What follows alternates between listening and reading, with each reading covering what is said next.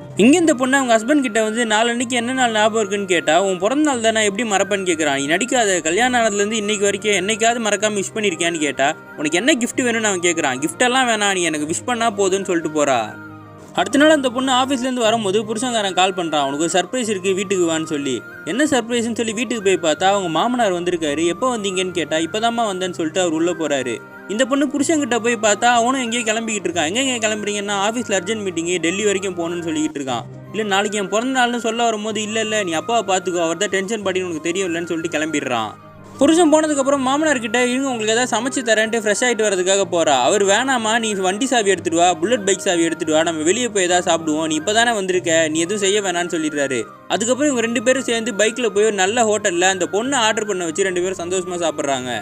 அடுத்த நாள் இந்த பொண்ணுக்கு பிறந்தாலும் வந்துடுது. இவ காலையிலேயே டீயை போட்டு நம்மளுக்கு யாரும் ஃபோன் பண்ணலன்னு வெறுப்பில் இருக்கா. அவங்க மாமனாருக்கு போய் டீயை கொடுத்துட்டு சமைச்சு வச்சிருக்கேன் சாப்பிடுங்கன்னு சொன்னால், இல்லை நீ நான் தான் உனக்கு சமைச்சு தருவேன்னு சொல்லி அவர் போய் சூப்பராக சமைச்சு இந்த பொண்ணு கொடுக்குறாரு. அதுக்கப்புறம் நீ ஃப்ரீயாமான்னு கேட்டு மருமகளை பைக்கில் உட்கார வச்சு ஒரு கடைக்கு கூட்டு போகிறாரு. இங்கே எதுக்கு வந்திருக்கோன்னு கேட்டால் எனக்கு தெரிஞ்ச ஒருத்தரை பார்க்க வந்திருக்கோன்னு உள்ளே கூட்டு போகிறாரு. அங்கே போன உடனே உனக்கு எந்த ட்ரெஸ் பிடிச்சிருக்கோ அதை எடுத்துக்கோமான்னு சொல்கிறாரு. எனக்கு எதுக்குப்பான்னு கேட்டால் இல்லைம்மா எடுத்துக்கோன்னு சொல்லி இவரே ஒரு ட்ரெஸ்ஸை செலக்ட் பண்ணி கொடுக்குறாரு.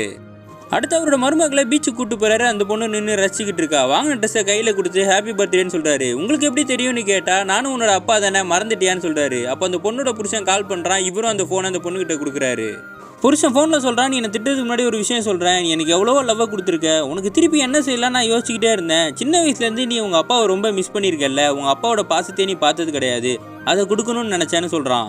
இப்போ நீ அப்பா கூட பைக்கில் போன, சந்தோஷமாக சாப்பிட்ட, உனக்கு சமைச்சு கொடுத்துருக்காரு, பீச்சுக்கெலாம் வந்திருக்கீங்க, ட்ரெஸ் எல்லாம் வாங்கி கொடுத்துருக்காருல எங்கள் அப்பா, இல்லை நம்ம அப்பா அப்படின்னு ஒன்று தான் அந்த பொண்ணு ரொம்ப சந்தோஷப்படுறா.